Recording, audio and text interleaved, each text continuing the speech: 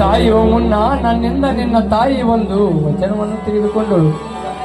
ಹುಟ್ಟುವ ಮಗು ಹೆಣ್ಣಾಗಲಿ ಗಂಡಾಗಲಿ ಕಷ್ಟದ ಕಡಲಲ್ಲಿ ಬೆಳೆಸದೆ ಉನ್ನತ ಮಟ್ಟದಲ್ಲಿ ಬೆಳೆಸುವ, ಕಾಣುವರ ಕಣ್ಣಲ್ಲಿ ಕೀಳಾಗದೆ ಕೈ ಒಟ್ಟುವ ಮಕ್ಕಳಾಗಬಾರದು. ಈ ಸಮಾಜದಲ್ಲಿ ಸುಶಿಕ್ಷಿತರು, ಸೌಜನ್ಯರು, ಸ್ವಾಭಿಮಾನಿಗಳು ಎನ್ನಂತೆ ಬೆಳೆಸು ಎಂದು ಕೊನೆ ಉಸಿರು ಬಿಟ್ಟರು.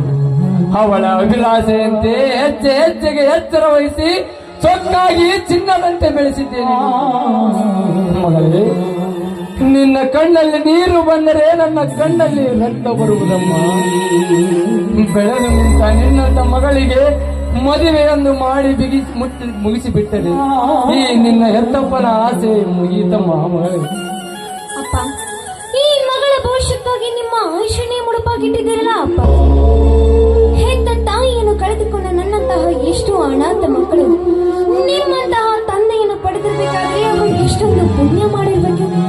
ಪ್ರಾಣಕ್ಕಿಂತ ಹೆಚ್ಚಾಗಿ ಪ್ರೀತಿಸುವ ಪ್ರಾಯದ ಮಗಳಿಗೆ ಪವಿತ್ರ ಮಂಗಳ ಸೂತ್ರ ದೊರಕಿಸಿಕೊಡಲು ಮುಂದಾಗಿರಬೇಕು. ನೋಡಿ ಅಪ್ಪಾಜಿ, ಈ ಮನೆಯ ಮಾನವಂತರ ಮಗಳಾಗಿ ಮುತ್ತೈದೆಯ ಶಿಖರವನ್ನು ಹೊತ್ತು ಹೆತ್ತವರ ಕರುಳಿಗೆ ಯಾವ ಕತ್ತು ಬರದಂತೆ ಬದುಕ್ತೀನಿ ಅಂತ ನಿಮ್ಗೆ ಮಾತು ಕೊಡ್ತಾ ಇದ್ದೀನಿ ಅಪ್ಪಾಜಿ.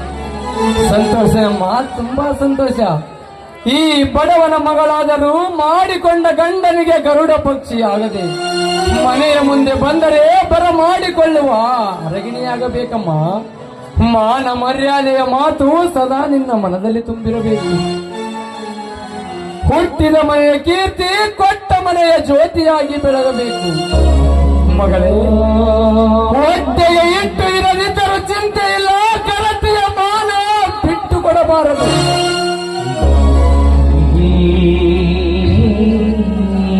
ಕಟ್ಟಿಕೊಂಡವನಿಗೆ ಗಟ್ಟಿ ಬಂಗಾರವಾಗಬೇಕು. ಅಕ್ಕಪಕ್ಕದವರಿಗೆ ಹಾಲು ಹಣ್ಣಾಗಿ ಪ್ರೀತಿಸಬೇಕು. ಬಾಳಿನುದ್ದಕ್ಕೂ ನಿನ್ನ ಬಂಗಾರದ ಬದುಕು ನಡೆಸೆಂದು ನಿನಗೆ ಕೈ ಮುಗಿದು ಬೇಡವಲ್ಲಗಳೇ. ನಾನ್ ಕೂಡ ನಿಮ್ ರಕ್ತನೇ ಹಂಚ್ಕೊಂಡು ಬೆಳೆದವಳಪ್ಪ. ನಿಮ್ ಇಚ್ಛೆಯಂತೆ ಸ್ವಚ್ಛಂದವಾಗಿ ಬದುಕು ನಡೆಸಿ ಬಾಳಿನುದ್ದಕ್ಕೂ ಎಷ್ಟೇ ಕಷ್ಟಗಳು ಬಂದ್ರು ಹೊಟ್ಟೆಯಲ್ಲಿ ಮುಚ್ಚಿಟ್ಟುಕೊಂಡು ದುಷ್ಟರನ್ನು ಎದುರಿಸುವ ಫಲ ನನ್ನಲ್ಲಿದೆ.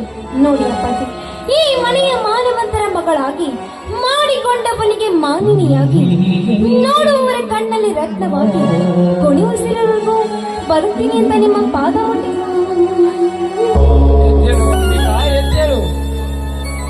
ಹಡೆದವರು ಹೇಳಬೇಕಾದ ಮಾತನ್ನು ಹೇಳಿದ್ದೇನೆ.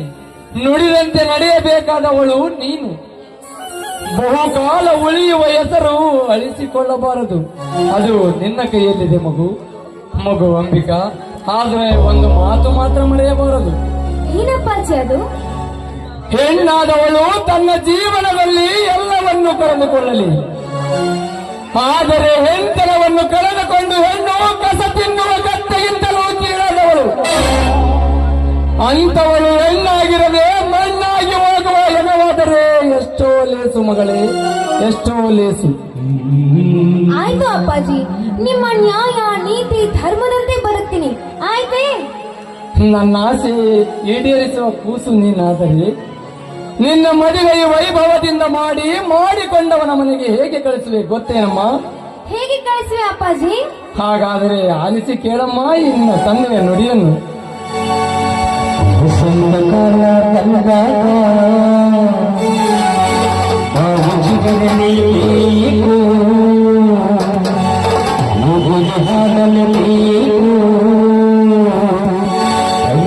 ಕೂಡಿ ಬಲುವ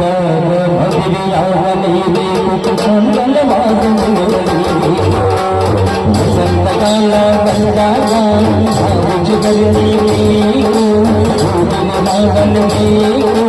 ಕೈಗಳ ಕೂಡಿ ಬಲುವ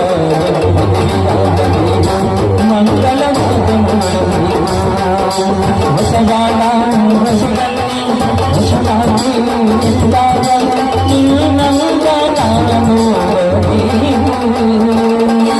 ವಸಂತಕಾಲ ಜಿಗರಿ ಕೈಗಳ ಕೂಡಿ ಬಲುವ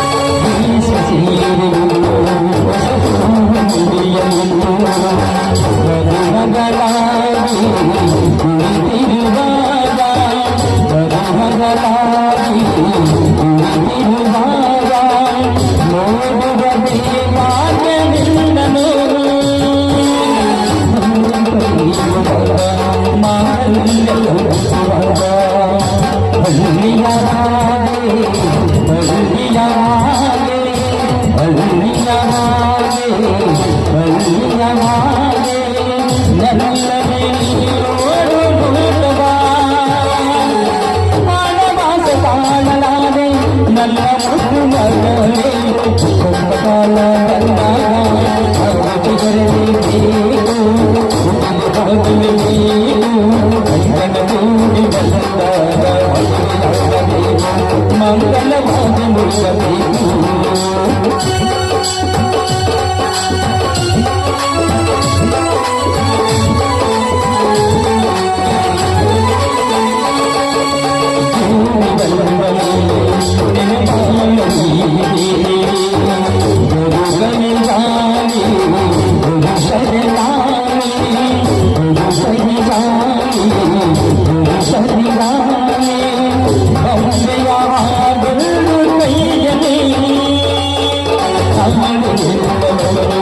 ನನ್ನ ಪಾಪನೆ ನಿಲ್ಲುವಾಗ ಈಗ ನೀನಾಗೆ ಅನುಸರಿಸಿ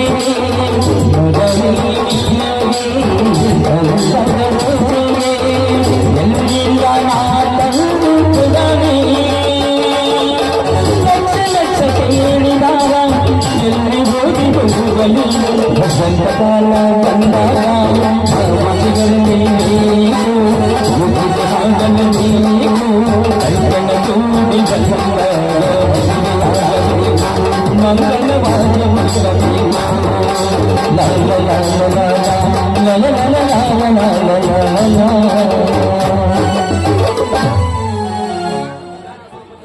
ಅಂಬಿಕಾ, ನಾನು ಸ್ವಲ್ಪ ಧನ್ಯರ ಮನೆಗೆ ಹೋಗಿ ಬರ್ತೇನೆಮ್ಮ. ಇನ್ನೂ 4 ದಿನಗಳಲ್ಲಿ ನಿನ್ನ ಮದುವೆ ಬಂತು. ಆ ವಿಚಾರ ಅವರ ಮುಂದೆ ತಿಳಿಸಿ ಬರುತ್ತೇನಮ್ಮ. ಸರಿ ಅಪ್ಪಾಜಿ, ನಾನು ಒಳಗಡೆ ಇರ್ತೀನಿ. ಸರಿ.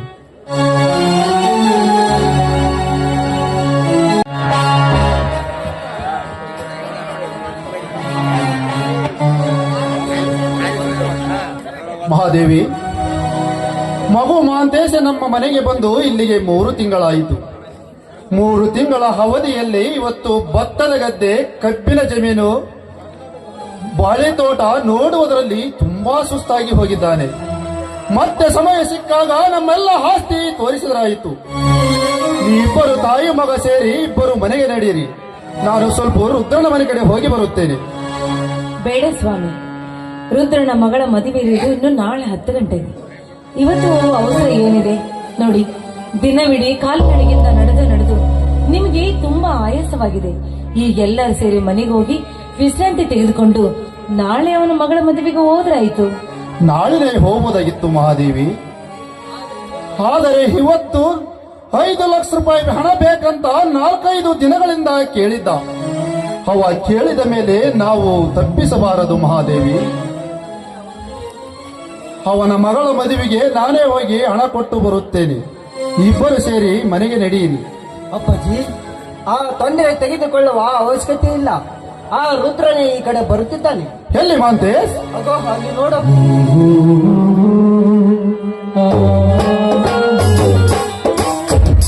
ಏನ್ರಿ ಧನ್ಯರ, ತಂಗಿ ತಾಯಿ ಮಗ ಸೇರಿಕೊಂಡು ಯಾವುದಾದ್ರೂ ದೇವಸ್ಥಾನಕ್ಕೆ ಹೊರಟಿದ್ದೀರೋ ಇಲ್ಲ ಯಾವುದಾದ್ರೂ ಸಮಸ್ಯೆಯನ್ನು ಬಗೆಹರಿಸಿಕೊಂಡಿದ್ದೀರೋ?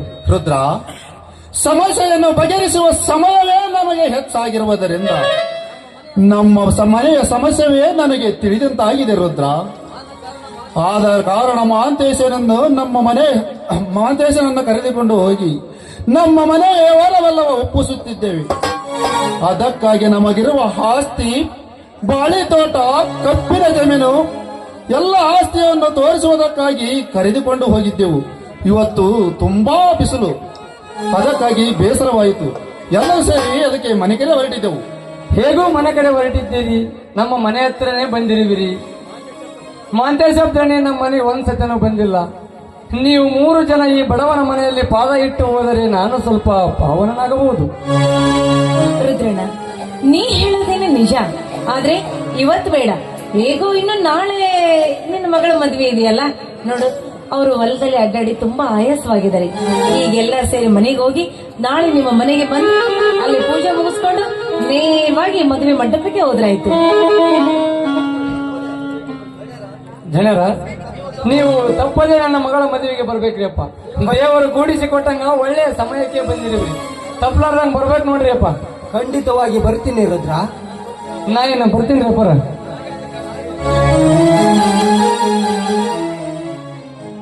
ಧನ್ಯರ, ನಾಳೆ ಬಂದ ಬೀಗರಿಗೆ ಗುಡಿಯಾಗಿ ಇಳ್ಕೊಳ್ಳಕ್ಕೆ ವ್ಯವಸ್ಥೆ ಮಾಡ್ಬೇಕ್ರಿ ಅಪ್ಪ.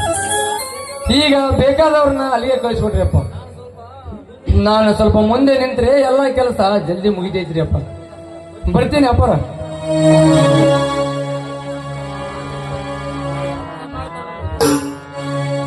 ಹಾ ಧನ್ಯರ, ನಾಳೆ ನೀವು ಸೀದಾ 9 ಗಂಟೆಗೆ ನಮ್ಮ ಮನೆ ಹತ್ರನ ಬಂದ್ಬಿಡ್ರಿ.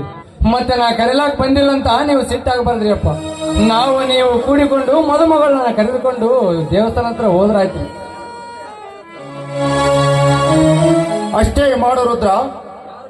ಯಾರು ಬೇಡ ಅಂತಾರೆ? ನೀನು ಹೋಗೋ, ಎಲ್ಲಾ ಕೆಲಸ ನಿನ್ನ ಜವಾಬ್ದಾರಿನೇ ಇದೆ. ಬರ್ತೀನಿ ಅಪ್ಪರ, ಅವರ ಬರ್ತೀನಿ. ಆಯ್ತು ರುದ್ರ, ಹೋಗಿ ಬಾ.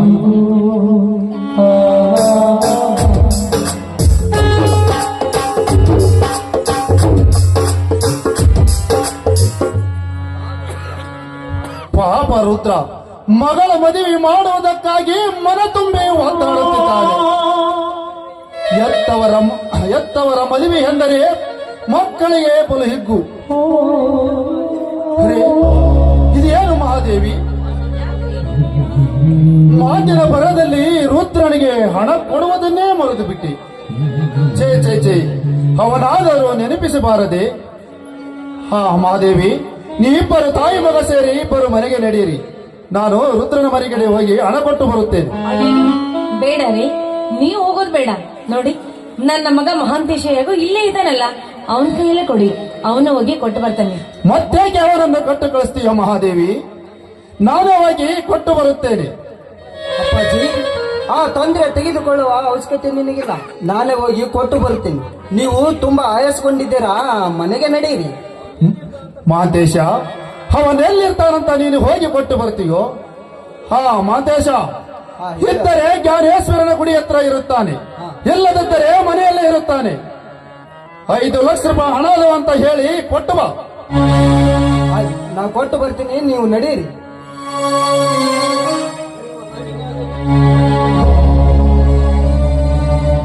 ಮಹಾಂತೇಶ, ಹಣ ಹುಷಾರು. ಆಯ್ತು ಅಪ್ಪಾಜಿ. ಅಪ್ಪ, ಹುಷಾರಾಗಿ ಕೊಟ್ಟು ಬರಪ್ಪ, ಮತ್ತೆಲ್ಲ ಕಳ್ಕೊಂಬಿಟ್ಟಿಯ? ಆಯ್ತಮ್ಮ, ನಾನು ಕೊಟ್ಟು ಬರ್ತೀನಿ, ನೀವು ನಡೆಯಿರಿ. ಶಾಣ ಹೋಗ್ಬಾಪ. ಏನಂದ್ರೆ ಬನ್ನಿ ಹೋಗೋಣ. ನಡಿ ಮಹಾದೇವಿ, ನಾನು ಸ್ವಲ್ಪ ತೋಟದ ಕಡೆ ಹೋಗಿ ಬರುತ್ತೇನೆ. ನಡಿ ಹೋಗೋಣ.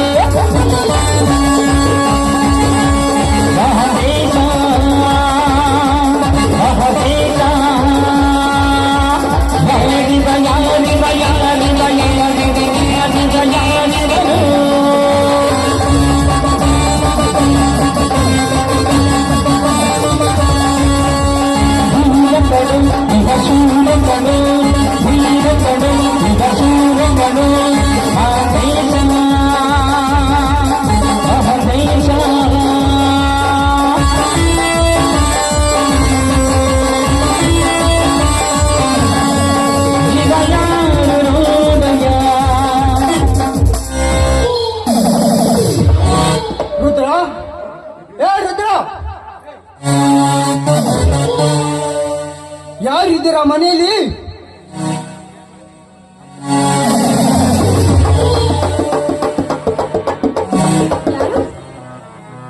ಓಹೋ, ನೀವಾ?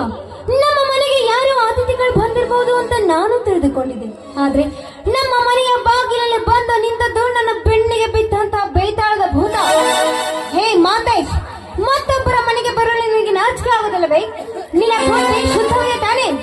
ಮಾತನಾಡು ಮಾತೇಶ್, ನಾನು ನಿನ್ನನ್ನು ಕೇಳ್ತಾ ಇರೋದು. ಬರಬೇಕಾದವರ ಮನೆಗೆ ಬಂದಿದ್ದೇನೆ ಅಂಬಿಕಾ. ಮತ್ತೊಬ್ಬರ ಮನೆಯಲ್ಲಿ ತಪ್ಪಿ ಹೆಜ್ಜೆ ಇಡಲು ಲಜ್ಜೆ ಕೆಟ್ಟ ಪುರುಷ ನಾನಲ್ಲ. ನಾನು ಯಾರು ಎಂಬುದನ್ನು ನೀನಿನ್ನೂ ಅರಿತುಕೊಂಡಿಲ್ಲ. ಅರಿತುಕೊಂಡಿದ್ದರೆ ನಾನು ಬರುವ ಮುನ್ನವೇ ಬಾಗಿಲಲ್ಲಿ ನನ್ನನ್ನು ಸ್ವಾಗತ ಮಾಡಿಕೊಳ್ಳುತ್ತಿದ್ದೆ. ವಿಷಯ ತಿಳಿಯಲಾರದು ಇನ್ನೂ ನಿನ್ನ ದುರದೈವ. ನೀನು ಧನ್ರಾಜ್ ದಣಿ ಹತ್ರ ದುಡಿಯುವ ರುದ್ರನ ಮಗಳು ತಾನೆ? ಹೌದು, ಅದೆಲ್ಲ ನಿನಗೆ ಆಗ್ಬೇಕು. ನೀನ್ ಯಾಕೆ ಇಲ್ಲಿಗೆ ಬಂದೆ ಅದನ್ನೇ ಸಾಕು. ಬರಬೇಕೆಂದು ಬಯಸಿ ಬಂದವನು ನಾನಲ್ಲ, ಬರುವ ಅವಶ್ಯಕತೆ ತಂದುಕೊಂಡವನು ನಿನ್ನ ತಂದೆ. ಅಂದ್ರೆ ಅಂದ್ರೆ ಏನರ್ಥ? ನಾನು ಈ ಊರಿನ ದಂಡ್ರಾಜ್ ದಣಿ, ಏಕೈಕ ಪುತ್ರ ಮಾತೇಶ್ ದಣಿ ನಾನೇ. ನೀನು ನೀನು ದಂಡಾಸನಿ ಮಗನ? ಹೌದು. ಯಾಕೆ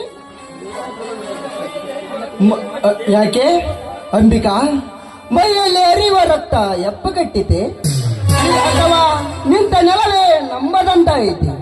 ಇಲ್ಲ, ಮಾತಾಡುವ ನಾಲಿಗೆ ನಾಚಿಕೊಂಡಿತೆ. ಹೇಳು ಅಂಬಿಕಾ, ನಾನು ನಿನ್ನ ಪ್ರೀತಿ ಬಯಸಿದ್ದು ತಪ್ಪಾಯಿತೆ? ತಪ್ಪಾಗಿಲ್ಲ. ನಿನ್ನನ್ನು ಕಂಡು ನನಗೆ ತುಂಬಾ ದುಃಖವಾಗ್ತಾ ಇದೆ. ಯಾಕೆ? 10 ಜನರಿಗೆ ಬುದ್ಧಿ ಹೇಳುವ ಶಿವಶರಣರ ಮಠದಲ್ಲಿ ಪಾಠ ಹೇಳುವ ಗಿಳಿ ಹುಟ್ಟಲಿಲ್ಲ. ಎಲುಬುತ್ತಿನ ಬಣ್ಣ ಈ ಹುಟ್ಟಿತು ಅಲ್ಲ ಅಂತ ತುಂಬಾ ವ್ಯಥೆ ಆಗ್ತಾ ಇದೆ. ನಿಶ್ಚಯನ್ನು ನುಚ್ಚಾಗಿ ಕಂಡಿದ್ದೆ. ಆದರೆ ನಿನ್ನ ನಿಂತ ನೆಲದ ಮೇಲೆಯೇ ನಿನ್ನ ದೇಹ ಮಣ್ಣು ಪಾಲ ಮಾಡಬೇಕಾಗುತ್ತದೆ. ನಾನು ಯಾರು ಎಂಬುದನ್ನು ಅರಿತುಕೊಂಡು ಮಾತನಾಡು. 10 ಜನರಿಗೆ ಅನ್ನ ಹಾಕುವ ಪುಣ್ಯವಂತರ ಮನೆತನ. ನಾನು ಮನಸ್ಸು ಮಾಡಿದರೆ ನಿನ್ನಂತ 10 ಹೆಣ್ಣು ತಂದು ಸೋಲಾಗಿ ನಿಲ್ಲಿಸಬಲ್ಲೆ. ಆ ಶಕ್ತಿ ನನ್ನಲ್ಲಿದೆ. ಆದರೆ ನಿನ್ನನ್ನು ಕಟ್ಟಿಕೊಳ್ಳಬೇಕೆಂಬ ಕೆಟ್ಟ ಆಟ ನನ್ನಲ್ಲಿ ಹಠ ಮಾಡಿ. ಯಾಕೆ? ನಾನು ಅಷ್ಟೊಂದು ರೂಪವತಿ ನೀನು? ಅಂಬಿಕಾ, ನಿನ್ನ ರೂಪ ಲಾವಣ್ಯ ನನ್ನನ್ನು ಮೂರ್ಖನಾಗಿ ಮಾಡಿಬಿಟ್ಟಿದೆ. ನಿನ್ನ ಯೌವನದ ವಳಿಯಲ್ಲಿ ಅಂಬಿಗನಾಗಿ ಈಜಬೇಕೆಂಬ ಹಂಬಲ ನನ್ನಲ್ಲಿ ಉತ್ಸಾಹಿ ಕಾಡು ಹತ್ತಿದೆ.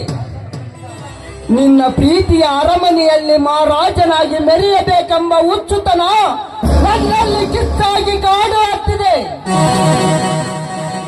ನಾನು ಎಷ್ಟು ನನ್ನ ಮನಕ್ಕೆ ಎಚ್ಚರ ಹೇಳಿದರೆ ನಿಶ್ಚಯ ಹೆಚ್ಚಾಗುತ್ತದೆ ನಿನ್ನ ಯೌವನನ ಎಪ್ಪಯ ನೋಡು ಅಂಬಿಕಾ, ಇಲ್ಲಿವರೆಗೂ ನೀನು ನನ್ನ ಕಣ್ಣಲ್ಲಿ ಆಕಾಶದಲ್ಲಿ ಹಾರಾಡುವ ಹಕ್ಕಿ ಎಂದು ನಾನು ಭಾವಿಸಿಕೊಂಡಿದ್ದೆ. ಅವಳನ್ನು ತೋರಿಸಿ ಈ ಹಕ್ಕಿ ನನಗೆ ದಕ್ಕಲಾರದೆಂದು ತಿಳಿದಿದ್ದು ನಿಜ. ಆದರೆ ದಕ್ಕಲಾರದ ಹಕ್ಕಿಯ ಗೂಡು ನನ್ನ ಮನೆ ಪಕ್ಕದಲ್ಲಿದೆ ಅಂತ ನಾನು ತಿಳಿದಿರಲಿಲ್ಲ. ಈಗ ನೀನು ನನ್ನ ಅರಮನೆಯ ಅಂಗಳದಲ್ಲಿ ನಿಂತ ಹರಗಿನಿ. ನೀನು ನಿನ್ನ ಮನಸ್ಸಿನಿಂದ ಒಪ್ಪಿಕೊಂಡರೆ ಸರಿ, ಇಲ್ಲದಿದ್ದರೆ ನಿನ್ನ ದೇಹವನ್ನು ಕೂಕುವ ರಣ ಹತ್ತು ನಾನಾಗಬೇಕಾಗುತ್ತದೆ. ಬಾಯ್ ಮುಚ್ಚ ಮೂರ್ಖ. ಮನ ಬಯಸಿದ ದೇಹವನ್ನು ಕುಕ್ಕಲು ಇದೇನು ದೇವದಾಸಿ ಹಕ್ಕಿ ಅನ್ಕೊಂಡ್ಯಾ? ದೇವರಿಗೆಂದು ಮೀಸಲಾಗಿಟ್ಟಿರುವ ಪವಿತ್ರ ಹಕ್ಕಿ ನಾನು. ನನ್ನನ್ನು ಕುಕ್ಕಲು ಬಂದಿದ್ದೆ ಆದ್ರೆ ನಿನ್ನ ರೆಕ್ಕೆಯನ್ನೇ ಕತ್ತರಿಸುವ ಇಷ್ಟ. ನೋಡು ಮಾತೇಶ್, ಒಂದು ಮಾತು ಹೇಳ್ತೀನಿ ಕೇಳು. ಹೆಣ್ಣು ಉಳಿದು ಬರ್ಬೇಕಾದ್ರೆ ಅದಕ್ಕೂ ಒಂದು ಪುಣ್ಯ ಅಂತ ಮಾಡಿರ್ಬೇಕು. ಪ್ರೀತಿ ಇಲ್ಲದ ಹೆಣ್ಣನ್ನು ಮದುವೆಯಾದ್ರೆ ಉಪ್ಪಿಲ್ಲದ ಅಡುಗೆಯನ್ನು ತಿಂದಂತೆ ಸರಿ. ಮನಸ್ಸಿಲ್ಲದ ಹೆಣ್ಣನ್ನು ಅತ್ಯಾಚಾರಗೊಳಿಸಿದ್ದೆ ಆದರೆ ಕಟಾರದ ನೀರಿಗೆ ಗಂಧದ ಎಣ್ಣೆಯನ್ನು ಚೆಲ್ಲದಂತೆ ಸರಿ. ಈ ಮಾತುಗಳನ್ನು ನೀನು ಅರಿತುಕೊಂಡರೆ ಮಾನವಂತರ ಮಗನಾಗಿ ಬಾಳ್ಬೇಕು. ಇಲ್ಲಿ ಬಾದ್ರೆ ನನ್ನ ಕೈಯಲ್ಲಿ ನನ್ನ ಪ್ರಾಣ ಕಳೆದುಕೊಳ್ಳುವ ಪಾತಕ.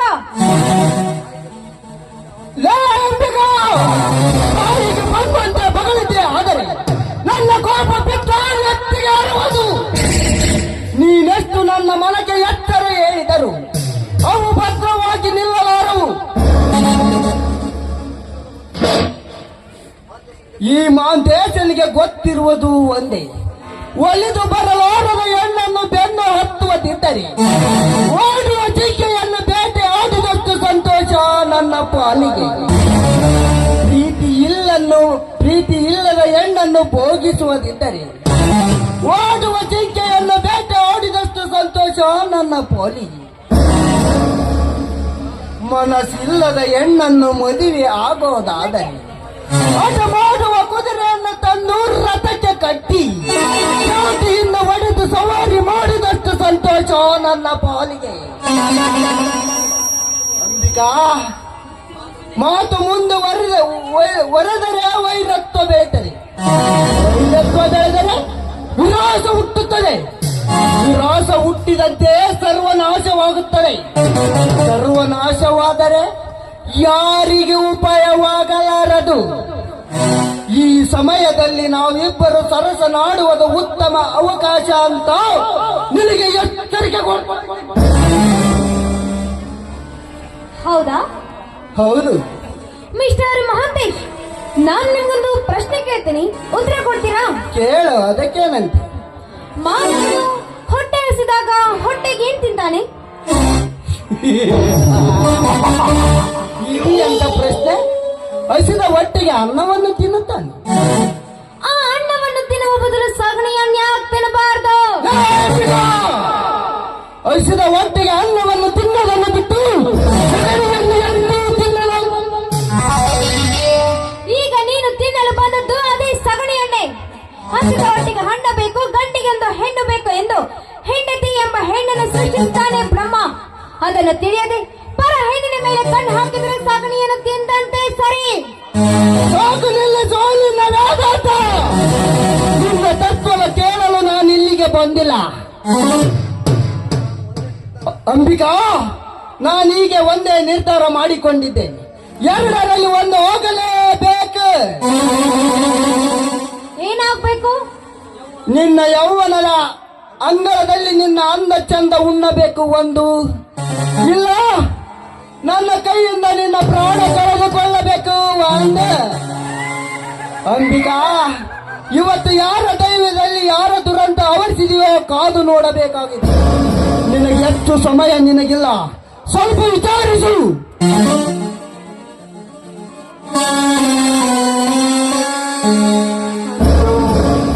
ಇವನು ಒಂದು ನಿರ್ಧಾರಕ್ಕೆ ಬಂದಿದ್ದಾನೆ ಅನ್ಸುತ್ತೆ. ಇಂತಹ ಸಮಯದಲ್ಲಿ ನಾನು ಇವನ ಶತ್ರು ಆಗೋದಕ್ಕಿಂತ ಜಾಣತನದಿಂದ ಪಾರಾಗುವುದೇ ಒಳ್ಳೆಯದು.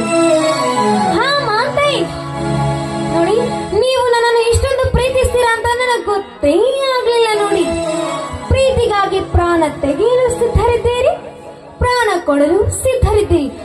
ನಾಳೆ ನನ್ನ ಮದುವೆ ನಿಂತು ಹೋದ್ರೂ ಚಿಂತೆ ಇಲ್ಲ. ಇಂದಿನಿಂದ ನಮ್ಮ ಅಮ್ಮರ ಪ್ರೇಮ ಪ್ರಾರಂಭವಾಗಲಿ, ಬನ್ನಿ. ಈ ಮಾತು ಸತ್ಯವೇ ಅಂಬಿಕಾ? ಇದರಲ್ಲಿ ಮೋಸವಿಲ್ಲ ತಾನೆ? ಏನು ಮೋಸನ? ಮೋಸ ಮಾಡಿದ್ರೆ ಮತ್ತೆ ನಿಮ್ಮಷ್ಟು ಪ್ರೀತಿಸುವವರು ಸಿಗ್ಬೇಕಲ್ವಾ ಮಾಂತೇಶ್? ನನ್ಗೆ ಯಾವುದೇ ತರದ ಮೋಸನ ಇಲ್ಲ, ಬನ್ನಿ. ಹಾಗಾದರೆ ಪ್ರಾರಂಭವಾಗಲಿ ನಮ್ಮಿಬ್ಬರ ಪ್ರೇಮ ಗೀತೆ. ಪ್ರೇಮಿಗೆ ಬಾ ಪ್ರೇಮಿಗೆ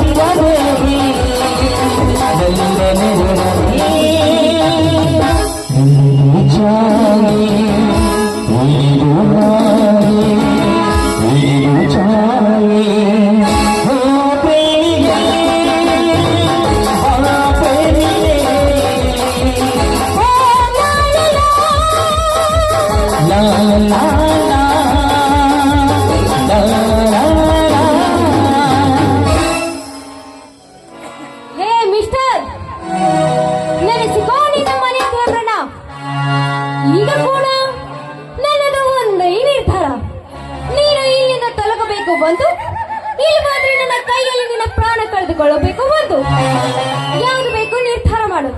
ಮಾತನಾಡು ಮಂತೇಶ್. ಯಾಕೆ ಮಾತನಾಡುವ ನಾಲಿಗೆ ನಾಚಿಕೆಕೊಂಡಿದೆ, ಇಲ್ಲ ಧೈರ್ಯವೇ ಕುಗ್ಗಿ ಮಾತನಾಡಲೇಬೇಕು. ಈಗ ನಾನು ಹೊರಟು ಹೋಗುತ್ತೇನೆ. ದಯವಿಟ್ಟು ಗುಂಡು ಹಾರಿಸಬೇಡ. ಹೋಗುತ್ತೇನೆ. ಓಯ್, ಯಾರು ಅದು?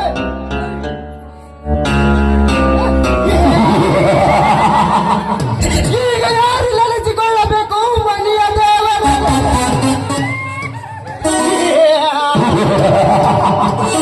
ದೇವಳಿನ ಇದ್ದ ಕಲಿಯದೆ ಆಡಿನ ಹೊತ್ತಿಗೆ ಎಂದೂ ಕೈ ಹಾಕಬಾರದು. ನೀನು ಎಷ್ಟಾದರೂ ಹೆಣ್ಣು. ಹೆಣ್ಣಿನ ಬುದ್ಧಿ ಮಡುಕಲ್ ಕೆಳಗೆ ಅನ್ನುವುದಕ್ಕೆ ನೀನೇ ಸಾಕ್ಷಿ. ಅಂಬಿಕಾ, ಈಗ ನಿನ್ನ ಪ್ರಾಣ ನನ್ನ ಕೈಯಲ್ಲಿ ಉಳಿಯಲಾರದು.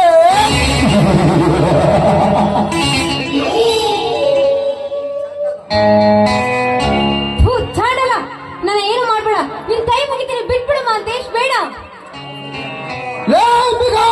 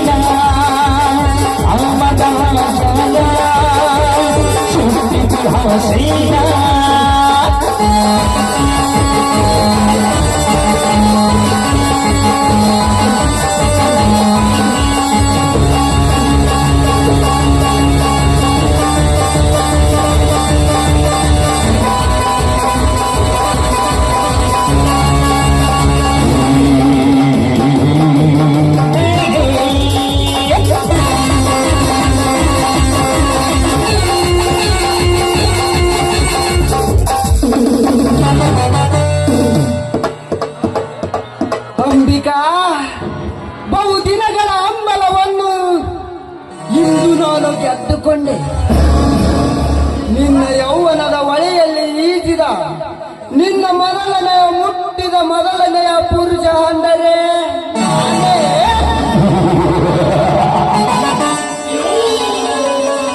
ಮದುವೆ ನಡೆಯುವ ದೂರವಿಂದ ನೊಂದಿಗೆ ಇದಕ್ಕೆ ಆಡುವರು ಯಾರ ಮುಡಿಗೆ ಎಂದೇ.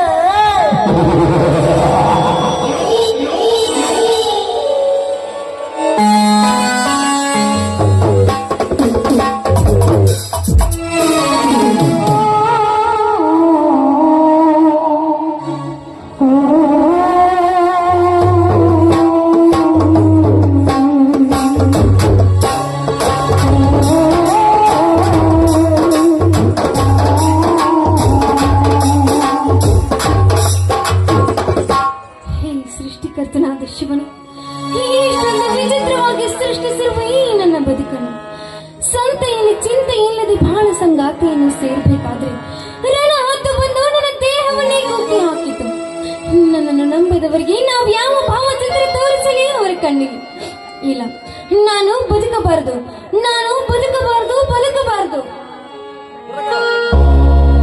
ಅಂಬಿಕಾ, ಸ್ವರ್ಗ ಸಿರಿ ಸಂಪತ್ತು ಇವೆಲ್ಲ ನನಗೇನು ಬೇಡ.